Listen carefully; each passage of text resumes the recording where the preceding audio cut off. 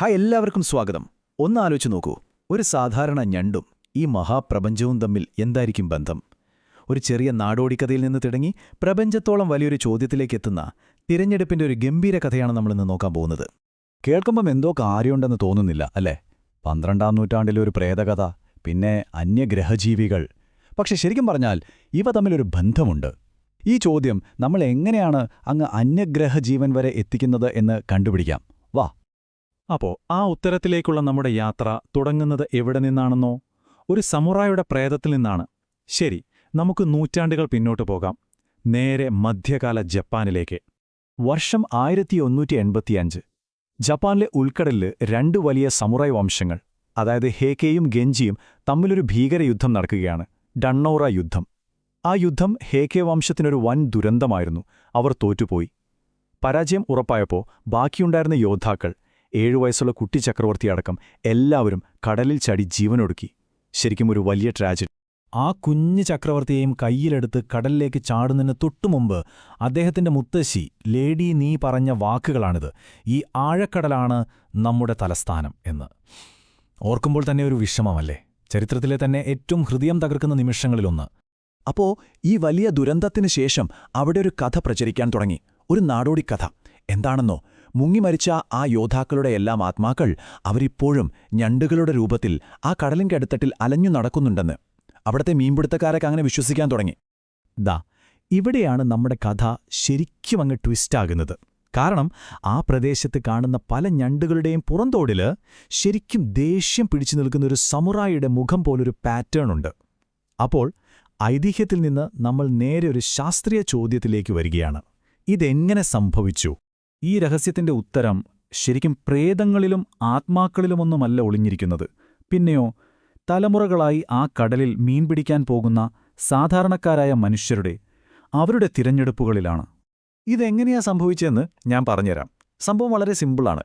എന്നോ ഒരിക്കൽ യാദൃശികമായിട്ട് ഒരു ഞണ്ടിന്റെ പുറത്ത് ഒരു മനുഷ്യമുഖം പോലൊരു പാറ്റേൺ വന്നു.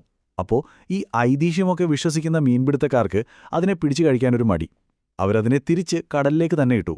അതായിരുന്നു ആ നിർണായകമായൊരു സംഭവം. കാരണം ഈ മുഖമുള്ള ഞണ്ടുകൾക്ക് രക്ഷപ്പെടാനും കൂടുതൽ കുഞ്ഞുങ്ങളെ ഉണ്ടാക്കാനും അവസരം കിട്ടി. തലമുറകളിങ്ങനെ കടന്നുപോയപ്പോൾ സമുറായിയുടെ മുഖത്തോട് ഏറ്റവും സാമ്യമുള്ള ഞണ്ടുകളെയൊക്കെ അവർ തിരികെ കടലിലിട്ടുകൊണ്ടിരുന്നു. അങ്ങനെ പതിയെ പതിയെ ആ പാറ്റേൺ കൂടുതൽ തെളിഞ്ഞു വന്നു, കൂടുതൽ ശക്തമായി. കണ്ടോ? ഈ ഒരു പ്രോസസ്സിനാണ് നമ്മൾ ആർട്ടിഫിഷ്യൽ സെലക്ഷൻ അഥവാ കൃത്രിമമായ തിരഞ്ഞെടുപ്പ് എന്ന് പറയുന്നത്. ഇവിടെ സംഭവിച്ചതെന്താ?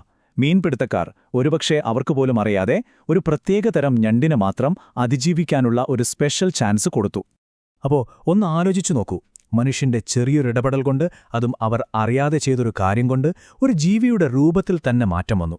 അങ്ങനെയെങ്കിൽ ലക്ഷക്കണക്കിന് വർഷങ്ങളായി പ്രകൃതി തന്നെ നേരിട്ട് നടത്തുന്ന തിരഞ്ഞെടുപ്പ് എത്ര വലുതായിരിക്കും? ഇവിടെ നിന്നാണ് നമ്മുടെ കഥ ഞണ്ടിൽ നിന്ന് മാറി പ്രപഞ്ചത്തോളം വലുതാകാൻ പോകുന്നത്. ഈ രണ്ട് തെരഞ്ഞെടുപ്പുകളും തമ്മിലുള്ള വ്യത്യാസം നമുക്കൊന്ന് നോക്കാം. ആർട്ടിഫിഷ്യൽ സെലക്ഷനിൽ ആരാ തെരഞ്ഞെടുക്കുന്നത്? നമ്മൾ, മനുഷ്യർ. നമ്മുടെ ലക്ഷ്യമെന്താ? നമുക്കിഷ്ടമുള്ള സ്വഭാവങ്ങൾ, നായുടെ ബ്രീഡുകളൊക്കെ പോലെ. എന്നാൽ നാച്ചുറൽ സെലക്ഷനിൽ അങ്ങനെയല്ല. അവിടെ തെരഞ്ഞെടുക്കുന്നത് പ്രകൃതിയാണ്. പ്രകൃതിക്ക് ഒരൊറ്റ ലക്ഷ്യമേ ഉള്ളൂ: അതിജീവനം, സർവൈവൽ. അതിനായി നൂറ്റാണ്ടുകളല്ല, ദശലക്ഷക്കണക്കിന് വർഷങ്ങളെടുത്ത് ഏറ്റവും ഫിറ്റായവയെ മാത്രം പ്രകൃതി മുന്നോട്ട് കൊണ്ടുപോകും. ഇതിനെയാണ് നമ്മൾ നാച്ചുറൽ സെലക്ഷൻ അഥവാ സ്വാഭാവികമായ തെരഞ്ഞെടുപ്പ് എന്ന് വിളിക്കുന്നത്. ഈ ഭൂമിയിൽ നമ്മൾ കാണുന്ന കോടിക്കണക്കിന് ജീവജാലങ്ങളുണ്ടായതിനു പിന്നിലെ ആ ഒരൊറ്റ കാരണം ഇതാണ്: സർവൈവൽ ഓഫ് ദ ഫിറ്റസ്റ്റ്. അതായത് അതിജീവിക്കാൻ ഏറ്റവും കഴിവുള്ളവർ മാത്രം നിലനിൽക്കും, അല്ലാത്തവരൊക്കെ കാലത്തിന്റെ ഒഴുക്കിലങ്ങ് ഇല്ലാതെയാകും. പ്രശസ്തനായ ശാസ്ത്രജ്ഞൻ കാൾ സാഗൻ ഇതിനെക്കുറിച്ച് പറഞ്ഞിരിക്കുന്നത് എന്തൊരു ഭംഗിയായിട്ടാണെന്ന് നോക്കിക്കേ.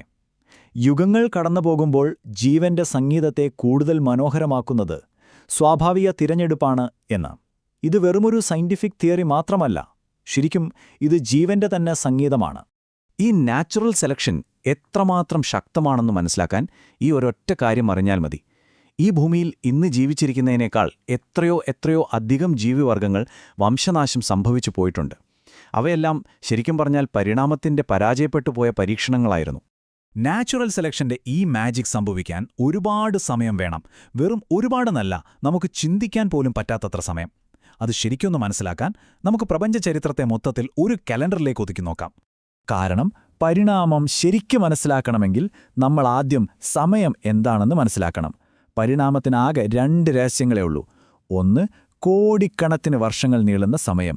പിന്നെ പുതിയ ജീവിവർഗങ്ങൾക്ക് വഴിമാറിക്കൊടുക്കുന്ന മരണം.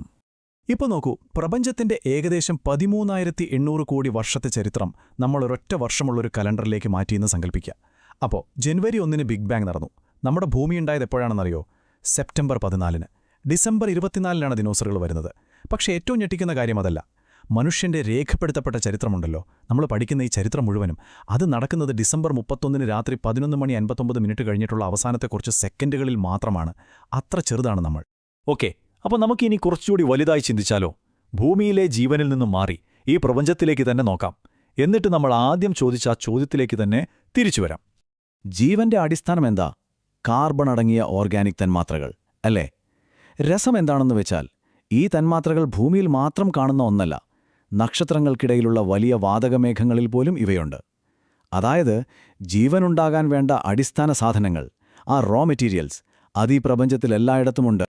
ഈ ഭൂമിയിൽ നമ്മൾ കാണുന്ന ജീവൻ, അതെത്രയൊക്കെ വ്യത്യസ്തമാണെന്ന് തോന്നിയാലും അടിസ്ഥാനപരമായി അതെല്ലാം ഒരേ കുടുംബമാണ്. നമ്മളെല്ലാം ബന്ധുക്കളാണ്.